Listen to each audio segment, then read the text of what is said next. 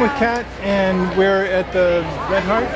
Yep, Red Heart Yarns. Red Heart Yarns booth, and you just showed me how to knit. A little bit about how to knit. So could you explain I showed you everything about how to knit. Really? Yes. That's it? That's the next thing you learn is the purl stitch, and then you've got it covered. Okay, so you showed me the continental stitch, right? The continental method. Continental method. Yes. Okay. Which is when you hold the yarn in your left hand. Okay. So what you do to start knitting is you take your right hand needle and put it from left to right into the stitch. You wrap, pull it through, and just remove the stitch. So left to right, wrap, through, and off. And it's a smooth, quick little motion that quick. Once you get the hang of it, you never have to look down. It's kind of yeah, and a lot of knitting is it's muscle memory. Like I'm not looking at it right now. Yeah. And I can go, you can pick up a lot of steam and just bust things out. And before the end of the meeting or the end of the class, you've got at least half a scarf. That's great. So, and once you get to the end of the row, you do the same thing. Oh, and then you just go backwards and onto then the other you trade needle. it. So what was in your right hand goes in your left. So you switch. So the naked needle is always in your right hand when you start. All right. So you're always traveling from left to right. Okay. And then you said there was an English. The English version is when you hold this. You hold it in your right hand. I know, I can tell you. And you wrap. So it's not. It's a little bit more disjointed. Yeah. Because you have this pause. You really have to wrapping. use both hands to do it. And there's definitely a pause where you have to let go of the needle. Or you have to grip the needle with the other hand. Right. Yeah, you're holding the needle. So like right now I'm holding it in my left hand and I guess around. whichever way you learn how to do it is the way that you're happiest to. Right. Or if you want to learn both techniques, you can do that too. Exactly. And I've had to learn both because I teach people at the little shop I work at too. So sometimes they come in and they teach English, they know English, so I have to demonstrate in their language how this stitch looks. But it's the same thing. You're still going from left to right. You're still wrapping, pulling it through and off. Okay. It's the same motion. motion. So the stitch looks the same, but the hand motions are different. The same. Yep. Okay. And then you see I switch back here, and there's no pause. It's just stitch after stitch after stitch. And this is the way that you're obviously most comfortable with. Yeah.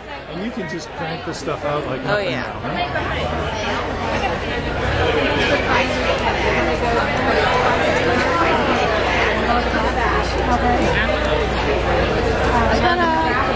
I know, I love the noise. But yeah, so and the next thing you would learn after you feel comfortable with the knit stitch is the purl. Okay. Which is the opposite of the knit. Really? Yep. Okay. So is that something that you can show us? Yeah. Let me borrow this so I can demonstrate. These little V's are knit stitches. Okay. When you turn it over, these bumpy ones are purls. Okay. So it's the front and back. So your t-shirts are they always look like this, just really, really tiny, and if you flip it over, you'll see that has little bumps on the other side. Okay. Because it's a knit fabric and that gives it a lot of stretch. So to do the purl stitch, instead of going left to right, you go, the yarn's in the front now. Okay. And you go. And then you talked about the top of the needle and the bottom of the needle? Well, it's the front and the back. Okay. So the front's always facing you, which makes it easy. Yep. But you usually don't come into a stitch from here. You're always going in the front of it. Okay. There are exceptions to that rule, as there always are. Sure. But so instead of going left to right to make a knit stitch, to make a purl stitch, you go right to left and wrap and pull it through. And there's two different methods to this too, also? Like in English and a continental? There are, but this is the way you do it. This is the way I do it. This is the way you've learned how to do it. And the English purl is even more fiddly than the knit stitch. Oh, okay. So I don't like it at all. Yeah. And people will argue with me, but that's fine. They can knit however they want to knit. And that's the beauty of it. You can knit however you want, as slow or as fast, on big or thin yarn. It's a great for everyone kind of project. And this is a good thing for kids too, right? Yeah, I think like right around, I learned when I was 8. Okay. And that's right when they had like the attention span and the dexterity to really sit down and be able to do it.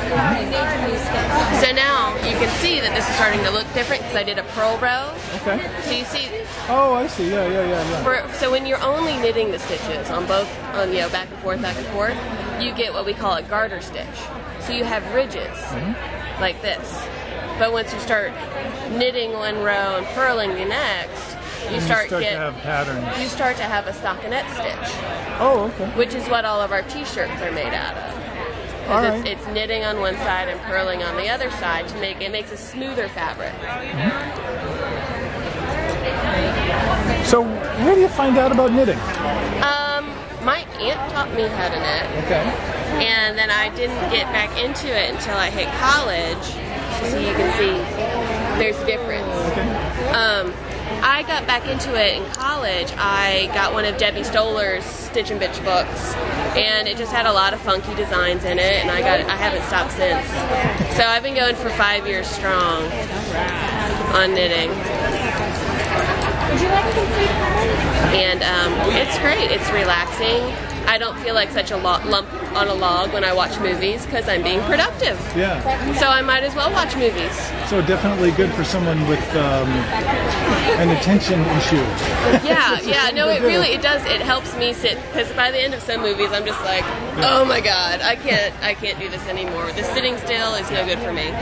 So you can be fidgety. So I can be fidgety, and it's okay, and it doesn't bother anybody. And then I get a hat or a scarf or a sweater, and it's like, it's either for me or it can be a present. Yeah. Like I can get all my Christmas gifts right now if I wanted to. That's great. Now you said you've got a shop? I don't. I work at a small local shop in Charlotte, North Carolina.